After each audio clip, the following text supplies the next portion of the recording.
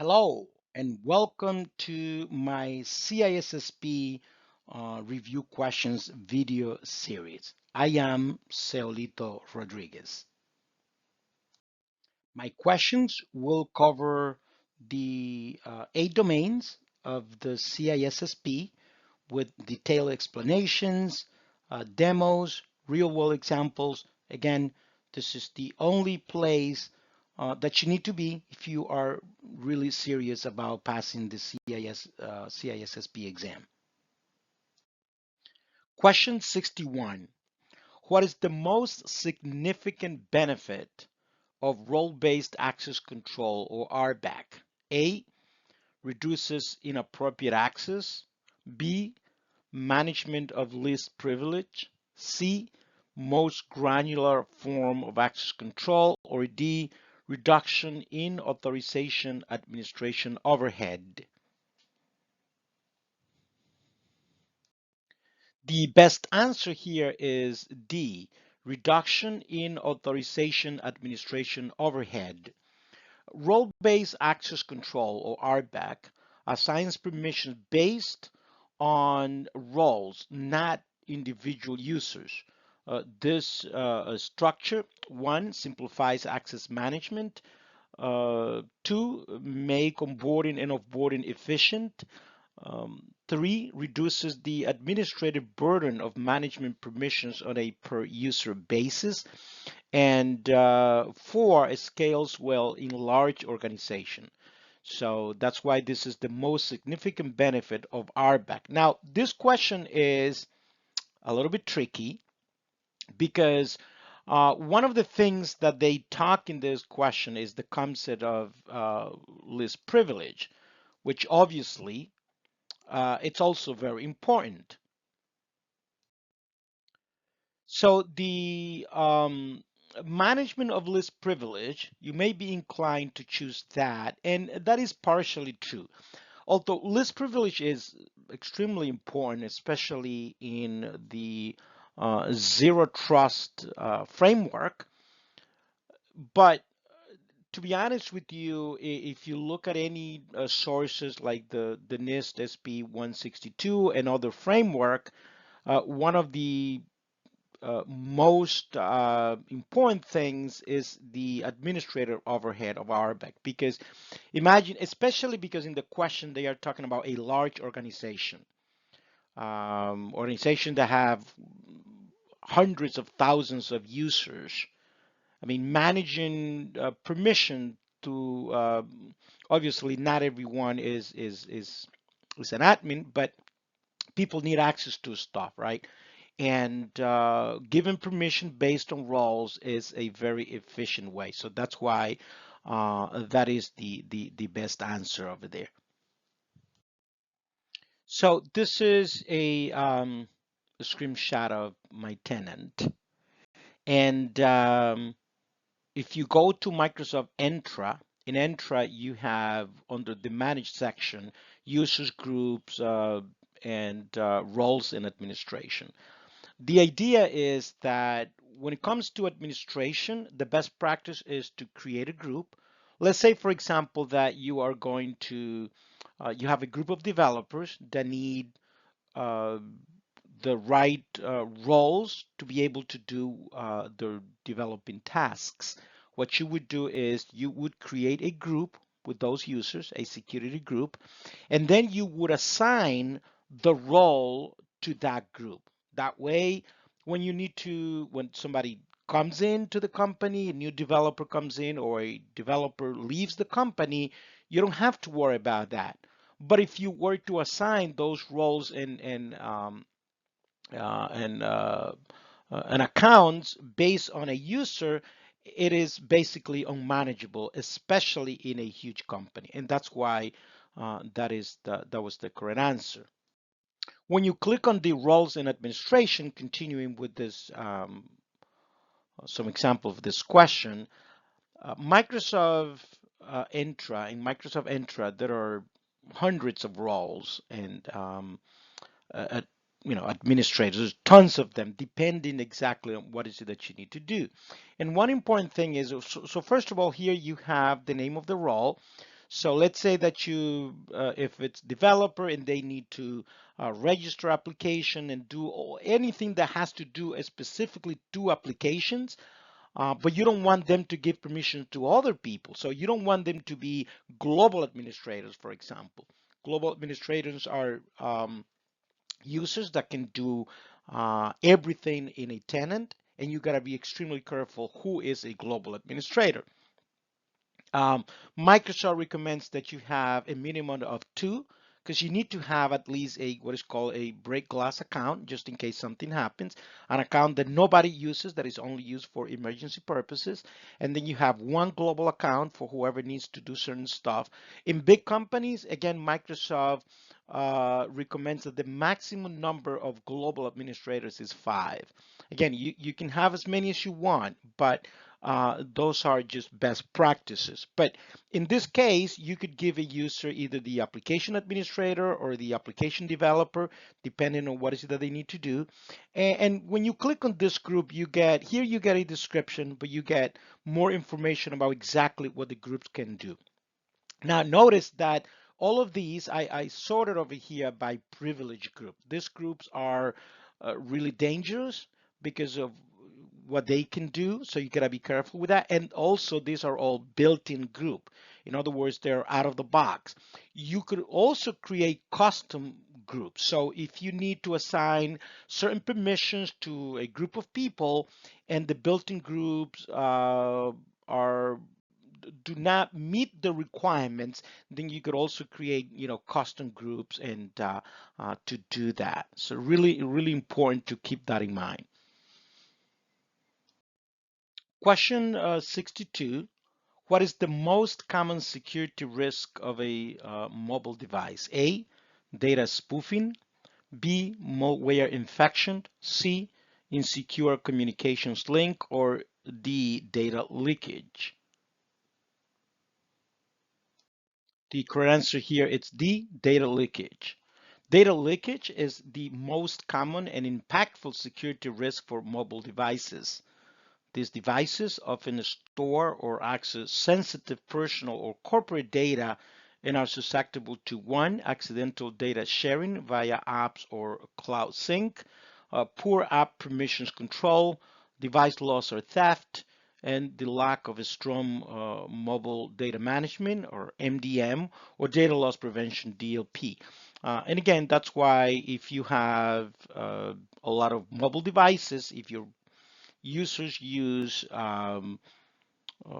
services using mobile devices, and nowadays in any uh, even small companies, of course, most of the work is done using phones. A lot of people use the phones to do a lot of work that involves sensitive data. So using a mobile data management or MDM like Microsoft Intune, it is basically a must. Now, the other answers, they're possible, but less likely. For example, data spoofing, yeah, important, but less frequent, and it's more targeted. Malware infection is a risk, but it's mitigated by App Store vetting, especially in iOS. Most iOS users don't even have to use a antivirus on the iPhone because the iPhone it's very close and it's very secure when it comes to that. Unless you have a jailbroken device, all the apps you have to go to the App Store. And yes, there have been cases in which malicious apps have been infiltrated into the App Store, but Apple is very good at least on that context. And secure communications link, it's important, but again, encryption and VPNs reduce this threat. Question 63. What level of redundant array of independent disks or RAID is configured primarily for high performance data reads and writes? A, RAID 0, B, RAID 1, C, RAID 5, or D, RAID 6? So the correct answer is RAID 0. So RAID 0, which is striping, is designed for maximum performance. Um, it splits, stripes data across multiple disks to boost read and write speeds. However, it provides no redundancy, and this is very important. So if you just need performance and no redundancy, then RAID 0 is the way to go. So, but if one drive fails, all the data is lost. Okay. Now, RAID 1, it mirrors data for redundancy, not performance. So in a server, for example, you have, let's say, a RAID 1 with 2 hard drives. If one hard drive fails, the server will continue to perform in a degraded state, but at least the server is not going to be down, especially most servers in a company. If you have a domain controller, DNS server, etc., you want to have it configured in a RAID, at least the OS drives. And then for the data drive, at least you want to have like a RAID 5, which is balances performance and fault tolerance, but it's lower writes due to parity. And even RAID 6, which is like RAID 5, but with double parity, offers more fault tolerance, but again, not speed. So it all depends on what the requirements are. So this is an example of what it would look like. So again, in array 0 is exactly, so you got one disk, two disk. Usually they start counting as 0. So disk 0 and disk 1. If any of these drives fails, everything is lost. So what that means that if you have array 0 and it's important to protect this data, then you need to use another means of protection. Okay, there's also a RAID 1 plus 0, which is probably, we're going to get probably questions as we move along on that, but just understand that RAID 0, it's all about read and write performance. RAID 1, which is also mirroring, again, you have two disks, right? But the disks are duplicate. They're exactly the same. So if you have, let's say, a 500 gigabyte disk, usually you want to have the same size, the same model and everything. So if you have a 500 gigabyte and a 500 gigabyte, you get 1 terabyte, but the usable space, it's only 500. So you lose half of the total size because again, the whole idea is that let's say that you have a server, the operating system is mirrored. So if one of a hard drive fails, the server will continue to work.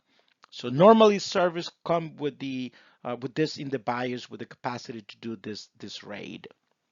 And we also talked about RAID 6, which is not as common as RAID 5 is really popular. Another important consideration for the exam is that for a RAID 5, you need at least 3 drives. And one of the drives have parity. Basically, what that means is that if any of these drives fails, you can recover the data. So you don't lose any data. Now, obviously, if you lose 2 drives, then yes, you're done, right? So if you need really high tolerance systems, then probably you want to have more than 3 drives in a RAID 5. Question 64. What type of risk is related to the sequences of value adding and managerial activities undertaken in an organization? A, control risk, B, demand risk, C, supply risk, or D, process risk?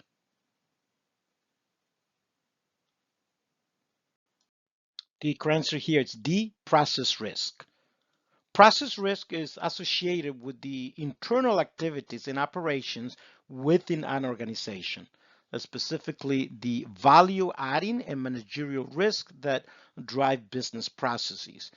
Failures, inefficiencies, or disruptions in these processes can lead to operational losses or business failure. Make sure that you understand the other choices. So we're talking about risks. There are different types of risk, right? So we're talking about process risk, control risk, demand risk, and supply risk. And again, you will get some questions about this type of risk in other questions in another format. Just make sure that you understand the concept. Question 65.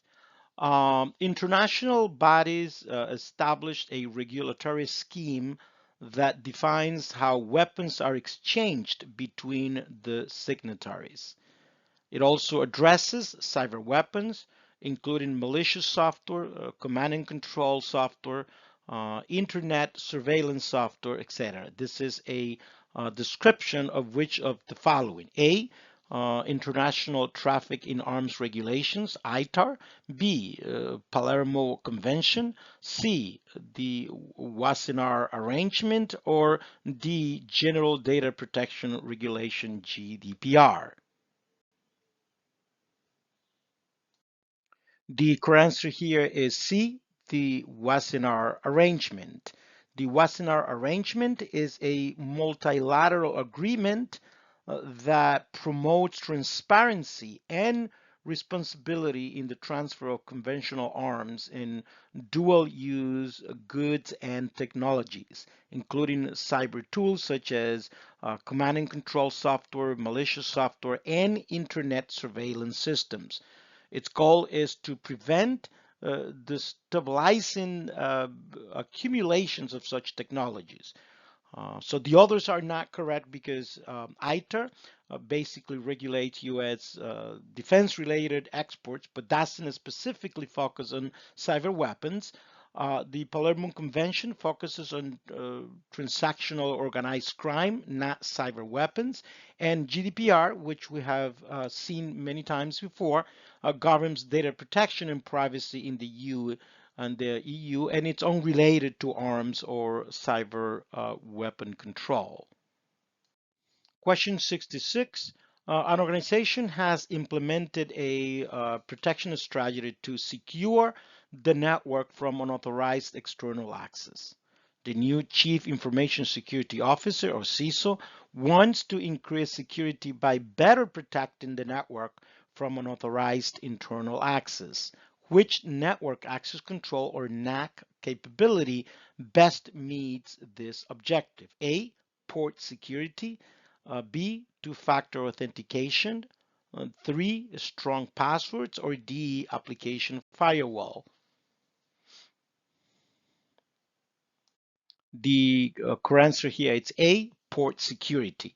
Port security is a network access control capability that restricts access to the network by limiting which devices can connect to physical ports, for example, Ethernet jacks on switches. This is particularly effective for preventing unauthorized internal access, such as a rogue device being plugged into the network inside the organization. The other choices are not correct because, well, we know two-factor authentication that helps verify user identity, but doesn't control physical device access to the network. Strong passwords, yes, they are very important for authentication, but do not prevent unauthorized device from connecting. And application firewall protects applications, not the physical network layer or access ports.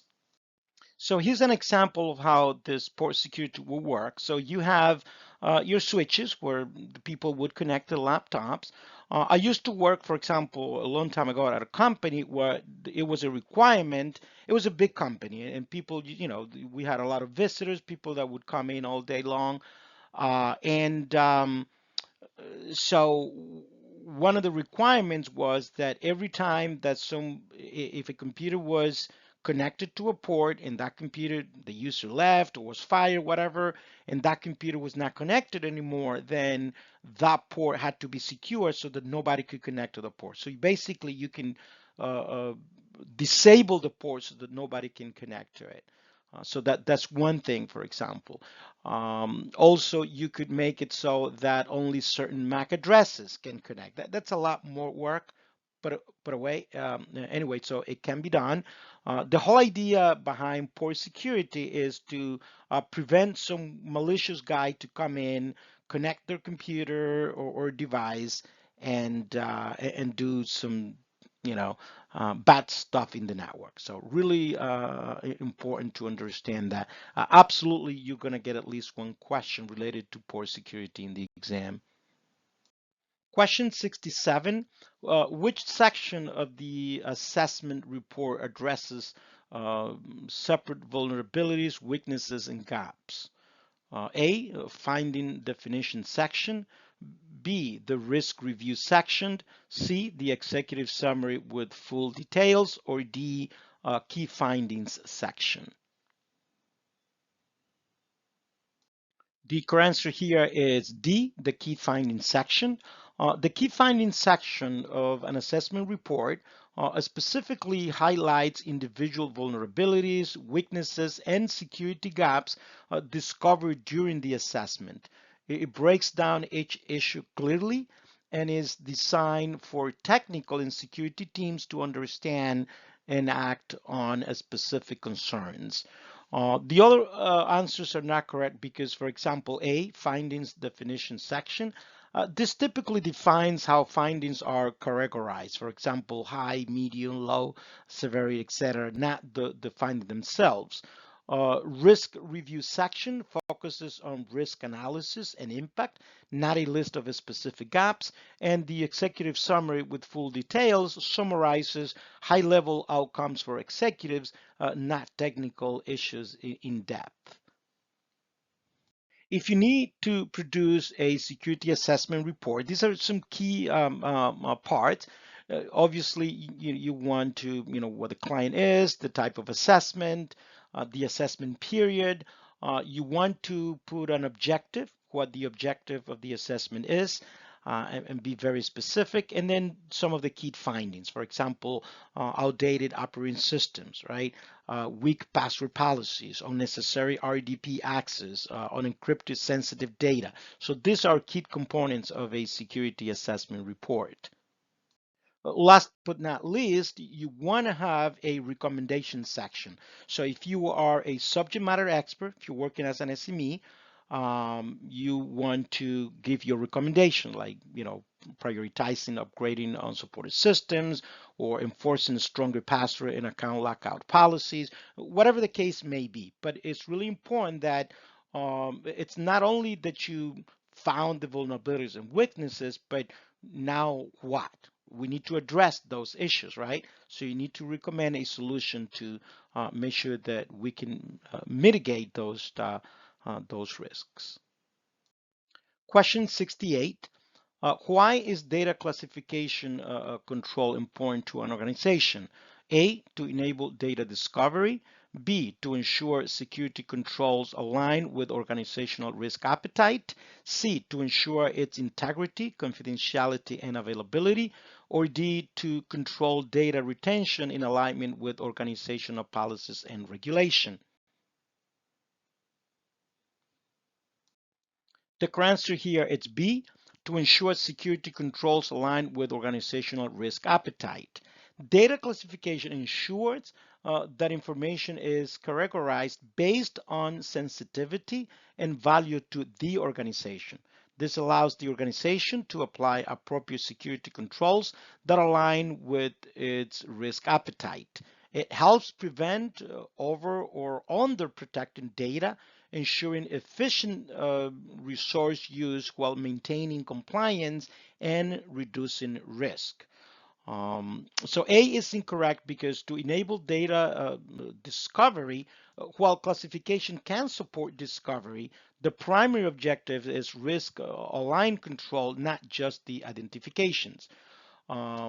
C is incorrect because to ensure its integrity, confidentiality, and availability, this is a broader objective of security, not specific to data classification.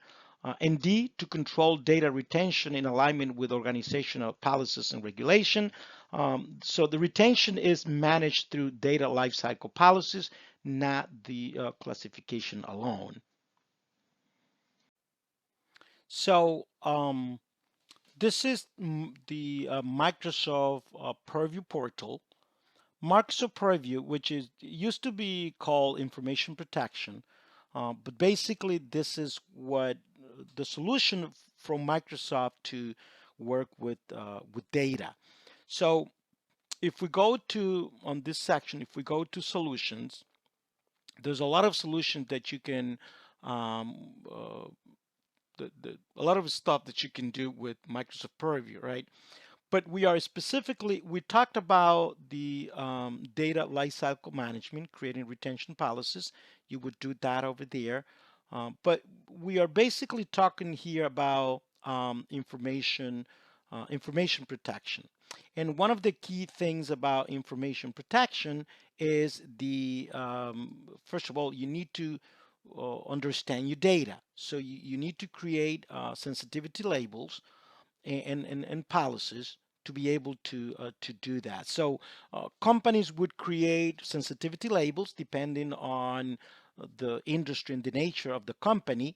In a public company, you have something like public, maybe sensitive, confidential, or business critical, whatever. There's no, this is not set in stone, but you need to classify your data, and then you can create these labels and you need to publish these labels. So the labels then can be applied manually or automatically. So if you are, let's say that you are writing a report and that report contains sensitive information, once you publish these labels, when if you are in Word working with this report, Word will add this a button, this tab where you can click on it and then you can choose your label. Also, obviously, we can create auto labeling policies, and those policies could classify all those documents automatically. But anyway, so the point is that um, one of the first thing that a company needs to do in order to protect the data is to understand the type of data they have and to classify that data. And the way that you classify that data is creating labels and publishing those labels. So that's the whole point. And we also touch a little bit here about data lifecycle management, right? So you may want to create retention policies.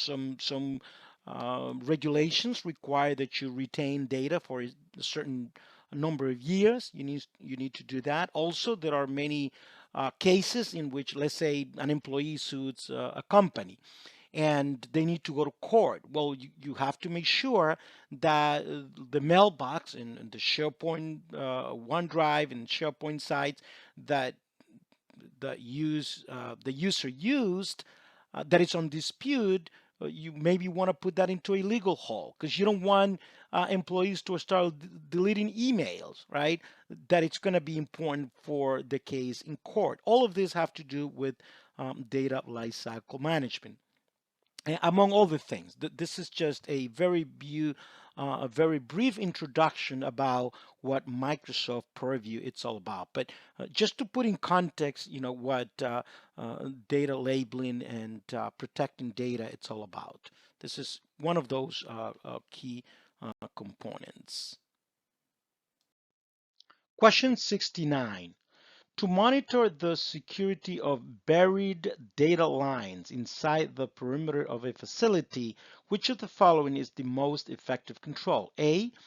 Fencing around the facility with closed circuit television, CCTV, cameras at all entry points.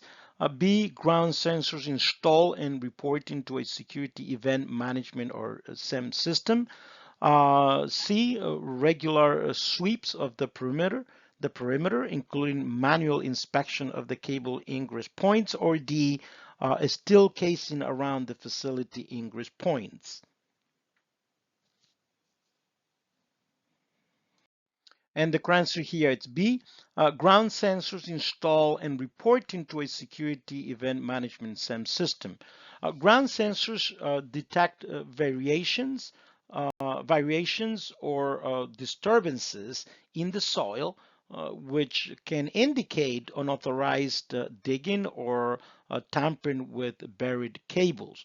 When integrated with a security event management or SEM system, alerts can be triggered in real time, allowing for immediate response and continuous monitoring, making it the most effective control for buried lines.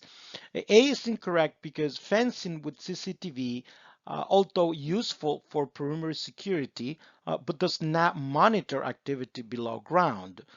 C is incorrect because regular sweeps of the perimeter, it's basically manual inspections are periodic and can miss real-time threats.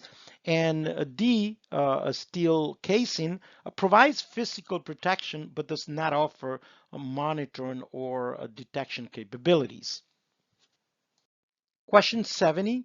An enterprise is developing a baseline cybersecurity standard its suppliers must meet before being awarded a contract. Which of the following statement is true about the baseline cybersecurity standard? A, it should be expressed as general requirements. B, it should be expressed as technical requirements. C, it should be expressed in business terminology. Or D, it should be expressed in legal terminology. The correct answer is A, it should be expressed as general requirements. A baseline cybersecurity standard should be expressed in general terms to ensure it is understandable and applicable across different suppliers with very technical environments. This allows flexibility for vendors to meet security objectives without prescribing exact technologies, which could limit adoption or innovation. B is incorrect. Technical requirements because it's too restrictive and may not apply to all supplies environments.